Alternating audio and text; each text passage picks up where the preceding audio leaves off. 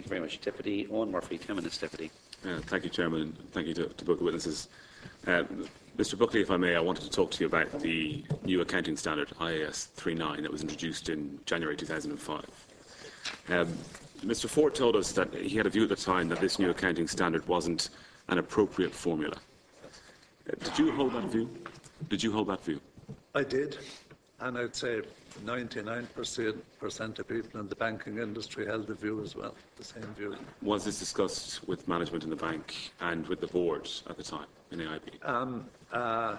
It was very definitely discussed with amongst senior management.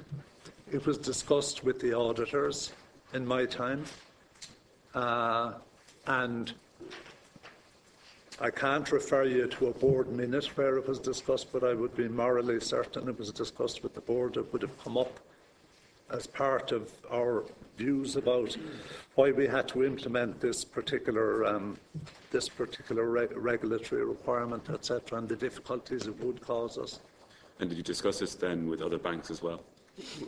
I mean, was this discussion happening in the banking system? I think it was happening very actively in the banking system for the simple reason.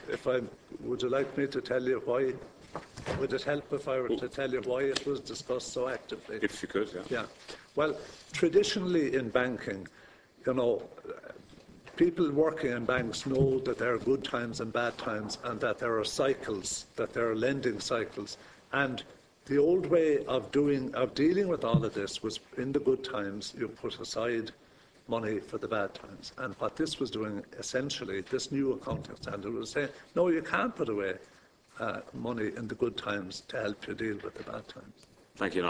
We've had evidence in relation to cross-sectoral provisioning. Sorry, I wasn't sure what you want to discuss. Yeah. Were you aware that the Spanish banks at the time were not implementing this new accounting standard? I was, and that was because the regulator had somehow been able to take a view, which somehow it seemed couldn't, our regulator couldn't, that irrespective of that accounting standard, which was coming in 2005, that they would put additional provisioning requirements on the banks. And my view would have been, that if that could happen here, but we were told, I can't remember why, we were told it couldn't happen here. So you communicated this to the financial regulator? Yeah, it would have been in discussion. Yeah, it would have come up in discussions with auditors and with the regulator, yeah. And sorry, just the nature of that communication, would it have been a formal communique from the bank? Would it have been in a meeting? I can't remember, Deputy, to be honest, in what form. I would say it came up regularly over all of my period as CEO, because this was something coming down the tracks at us in 2005 that we were having to prepare for. And Mr. Sheehy, in your period then? Yeah, and I have two views on it. I was on the board of a US bank at the time, and they decided to ignore it, and the regulator over there said, you're supposed to do it, but in actual fact, you can ignore it. And that's what happened over in America. Here, when like I agree with everything Mr. Buckley said, it's a totally nonsensical accounting standard from a banking point of view. It may be appropriate for other industries, but for banking it was totally nonsensical. There was a board discussion during my period there. I haven't seen it noted, but I did talk to an official in the bank who would have been on an executive director at the time, and we did discuss it, and we discussed whether we should go to the regulator with our concerns. And given that no European country other than Spain had deviated from it, we decided there was no point. Now, I then tried to research what had happened in Spain and why it happened in Spain, and there was a very particular reason. For historical reasons, Spanish banks were required to hold very large shareholdings in large Spanish companies. And when their Tier 1 was being calculated, the equity value of those holdings, which are basically stocks and shares, were included in their total capital. That didn't meet the international standard for Tier 1 because of its volatility. So the Spanish authorities were able to make the case that we have this historical volatile piece of capital in our bank's balance sheets. We need the extra comfort of not changing, in effect, and having cross-cyclical provisions to bolster their resilience. Sorry, Mr. Sheehy, did AIB go to the regulator or not? No.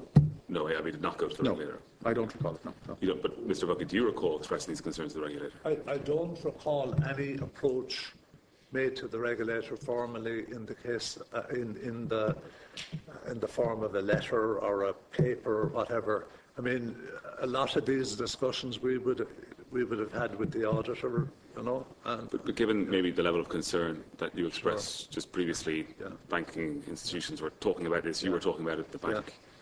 Why wouldn't you express it formally to the well, regulator if it because was a nonsensical standard? the regulator knew already that that was the case. I mean, it was in the ether, you know, in every country really. It was an issue. You know that the regulator knew that this was an accounting standard that banks had a problem with. I'm absolutely confident that the regulator knew that it was an accounting standard that the banks everywhere were unhappy with. Okay. Thank you. I'll move on then, please, Mr. Sheehy, in relation to NAMA's evidence to us last week.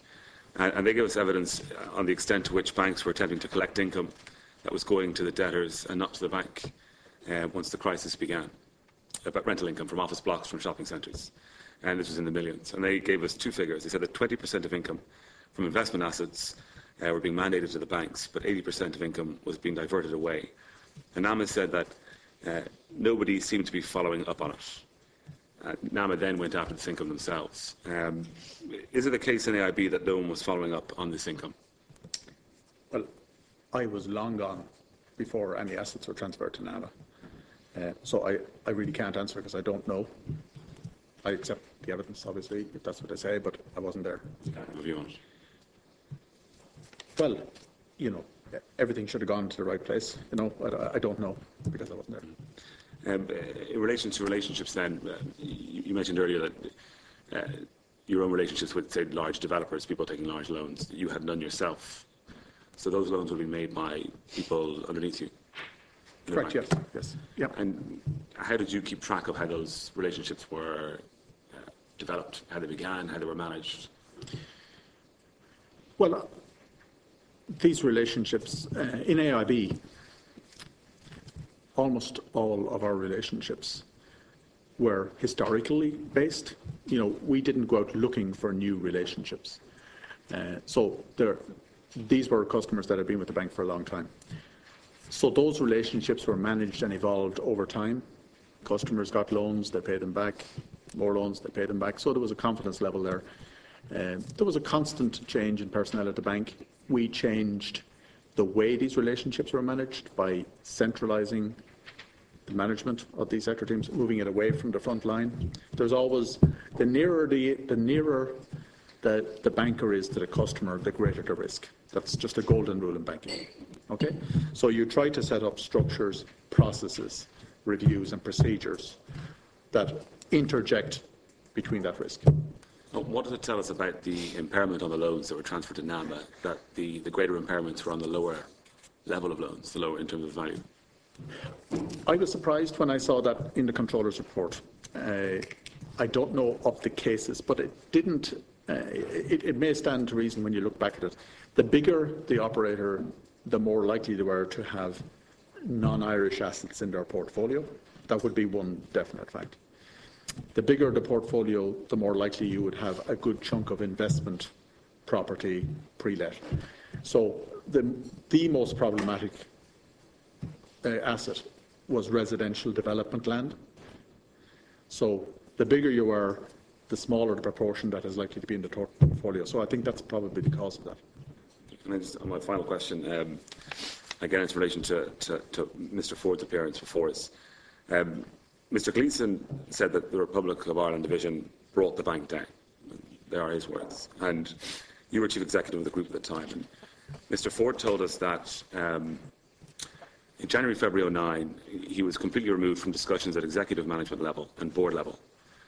And then without objectives or direction in terms of a work agenda in his new position, 9 months later he then left the bank. What happened there? Mr. Ford reported to me, and I decided, and I communicated with him. It was a difficult communication. I have had, and I still have, great respect for him and all his professional abilities. I felt it was time for change in the ROI division. We needed to totally reorganise the amount of resources we were going to deploy around the problem, and I had to change some personnel. My plan was that I would give Donald a strategic role because we had so many strategic issues in front of us, and I had such regard for his abilities in that area. He was head of strategy before, that I was confident he could do a great job for us there. However, at that time, I was tasked with so many changing agenda items that I never really got round to give him the direction and accountabilities that I should have had. And was anyone else redeployed at that time? There were a huge number of redeployments. I mean, basically, at management level, yes. I mean, there was hundreds of people pulled in out of the business to get onto the cases. Particularly trying to get the data right, trying to get the accounts reviewed. Accounts are normally reviewed by arrangement quarterly or half-yearly or annually.